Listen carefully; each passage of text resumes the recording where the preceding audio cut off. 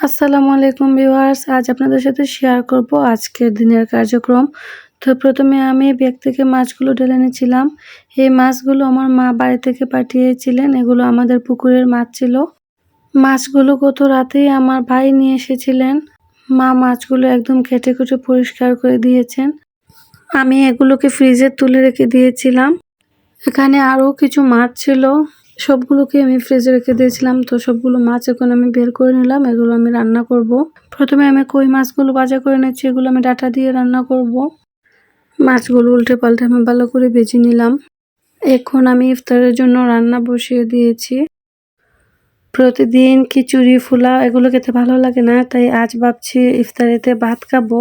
তাই ইফতারের জন্য আমি বেগুনগুলো ভাজা করে নিচ্ছি। মাছের ভর্তা বানাবো, তাই আমি মাছগুলো ভাজা করে নিচ্ছি। এদিকে আমার চা ভর্তার জন্য মরিচগুলো বটে দিচ্ছিলেন।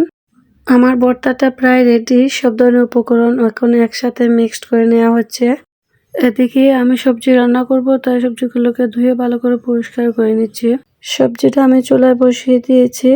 ইফতারিতে আসলে এরকম ভিন্ন ভিন্ন খাবার খেতে ভালো লাগে, প্রতিদিন একঘেয়েমি খাবার ভালো লাগে না খেতে। এই মাছগুলো থেকে কিছু মাছ আমি ভাজা করব ইফতারের জন্য, আর কিছু মাছ আমি সেহরির জন্য রান্না করব।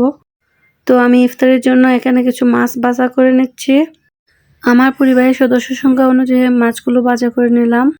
এই তো আমার মাছগুলো ভাজা হয়ে গেছে। আমি এখানে কিছু পেঁয়াজও সাথে ভেজে নিয়েছি। ভাজা মাছের সাথে পেঁয়াজ হলে খুব ভালো লাগে। সাথে আমি অল্প কিছু ডালও বোনা করে নিলাম। অন্য চুলায় আমি ভাতটাও বসিয়ে দিয়েছি। ইফতারিতে চুলা আইটেম না থাকলে মনে হয় ইফতারিতে অসম্পূর্ণ রয়ে গেছে।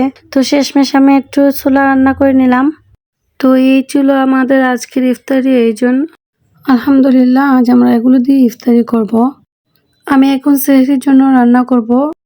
ঘরে মিষ্টি কুমড়া ছিল, তাই আমি মিষ্টি কুমড়াকে ভাজা করে নিচ্ছি। অন্যদিকে আমি ফুলকপি দিয়ে একটি মাছের তরকারি রান্না করছি। ফুলকপির সাথে এভাবে টমেটো দিলে তরকারিটা খেতে অনেক ভালো লাগে। তো আমি এভাবে তরকারিটা রান্না করে নিলাম। মাশাআল্লাহ, ফুলকপির তরকারিটা খেতে অনেক মজা হয়েছিল।